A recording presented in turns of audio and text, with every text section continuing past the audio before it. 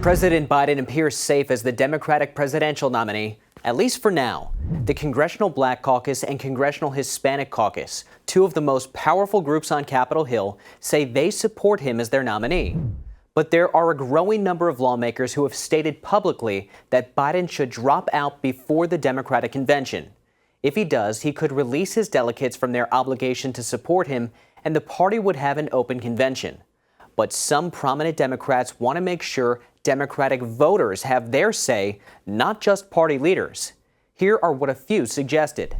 Democratic presidential consultant James Carville said it's only a matter of time before Biden drops out.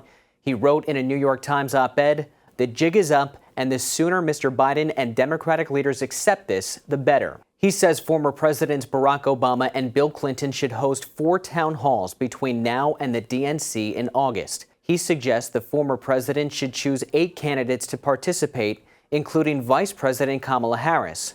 Carville wrote, "Town halls will give Americans a fresh look at Ms. Harris and introduce them to our deep bench of smart, dynamic, tested leaders. In addition, Democratic delegates will get to further grill and stress test these leaders in public and private meetings before a formal vote of all the delegates at the Democratic convention." Comedian Jon Stewart suggested an open convention with a twist and criticized those who said there isn't enough time.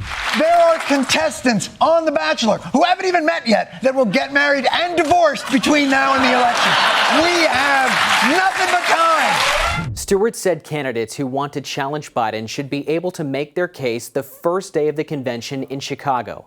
The winners of round 1 would then go head-to-head against Biden Tuesday. The party can have a day to think about it on Wednesday, and they have their nominee on Thursday, which is when Biden is currently scheduled to accept the nomination anyway. You could televise the entire proceeding for 4 days. You could call it, I don't know, The Apprentice. The reality is, if Biden doesn't step down on his own, it's highly unlikely he could be replaced. The Democratic Party's rules state all delegates to the National Convention pledged to a presidential candidate shall in good conscience reflect the sentiments of those who elected them. But Biden has 3,894 pledged delegates and needs 1,968 at the convention to officially become the nominee. So nearly 2,000 would need to defect. Straight Arrow News will keep you informed about Biden's candidacy with unbiased straight facts, so download the Straight Arrow News app for more.